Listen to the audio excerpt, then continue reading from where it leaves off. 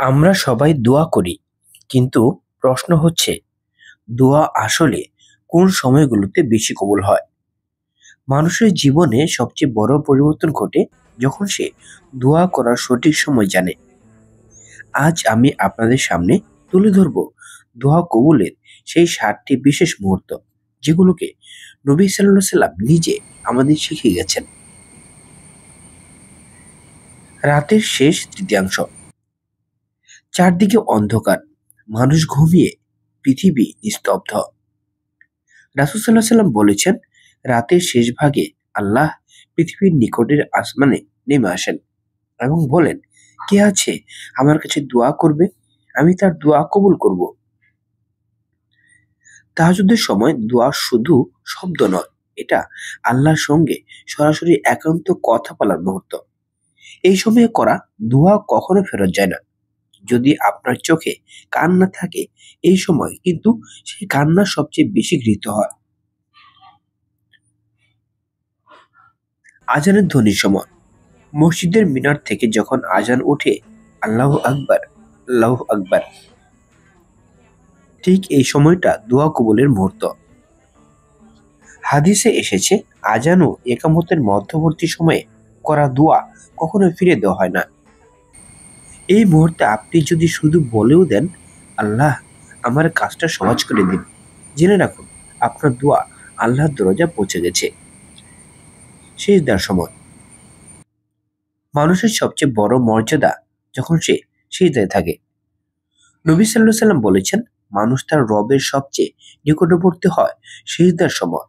তাই সিজদাতে বেশি বেশি দোয়া করো। আপনার চোখের পানি সিজদায় পড়লে আল্লাহ তা অমূল্য মানেন। আপনি যে সমস্যায় কাঁদছেন, বলুন সিজদায়, কারণ এই অবস্থায় করা দোয়া সরাসরি আল্লাহর কাছে পৌঁছে যায়। জুমার দিনে বিশেষ মুহূর্ত। জুমা একটি বরকতময় দিন। রাসূল সাল্লাল্লাহু আলাইহি সাল্লাম বলেছেন, জুমার দিনে এমন একটি সময় আছে যে সময় দোয়া করলে তা অবশ্যই কবুল হয়। অনেক আলেম বলেন এই সময়টি আসর থেকে মাগরিবের মাঝামাঝি, আবার কেউ বলেন খুতবার সময় ইমামের বিরতিতে। জুমার দিনে একটু সময় হাতে রাখুন, শান্তভাবে বলুন, আল্লাহ আমাকে হিদায়াত দিন, আমার রিজিকে বরকত দিন, আমার সমস্যাগুলো দূর করে দিন। এই দিনের দোয়া বিশেষভাবে কবুল হয়। রোজাদারের দোয়া। যখন আপনি রোজা রাখেন, আপনার রোজার শেষ মুহূর্ত অর্থাৎ ইফতারের ঠিক আগের মিনিটগুলো হয় দোয়া কবুলের স্বর্ণময়, অর্থাৎ স্বর্ণ সময়। হাদিসে রাসূল সাল্লাল্লাহু আলাইহি সাল্লাম বলেছেন, রোজাদারের দোয়া কবুল হয়। ইফতারের আগে আপনার বুকের ব্যথা, সমস্যার দোয়া, আল্লাহর কাছে অভিযোগ, সবই কবুলের তালিকায় যায়। বৃষ্টির সময় ও কষ্টের সময়।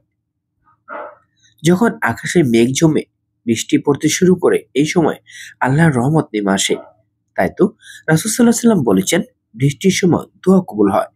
ঠিক তেমনি আপনি যখন কষ্টে আছেন, হতাশ, চিন্তাগ্রস্ত, চোখে পানি, এই সময় আপনার দোয়া কখনো আল্লাহ ফেরান না।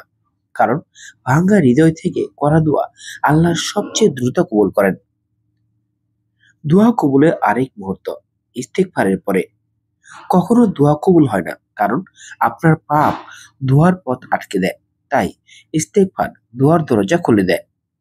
কোরআনে আল্লাহ বলেন, তোমরা ক্ষমা চাইলে আমি আকাশ থেকে বরকত ঝরিয়ে দিই। দোয়ার আগে 10 থেকে 20 বার আস্তাগফিরুল্লাহ বলুন, দেখবেন মন নরম হয়ে যাবে আর দোয়া সহজে আল্লাহর কাছে পৌঁছবে। প্রিয় দর্শক, দোয়া কবুলের সময়গুলো আমরা জানলেও সেগুলো কাজে লাগাই না। আজ থেকে চেষ্টা করুন।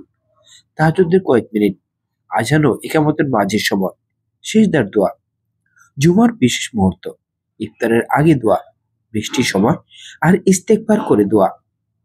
হয়তো আল্লাহ আজ, কাল অথবা মুহূর্তের মধ্যে আপনার দুঃখকে আনন্দে বদলে দেবেন।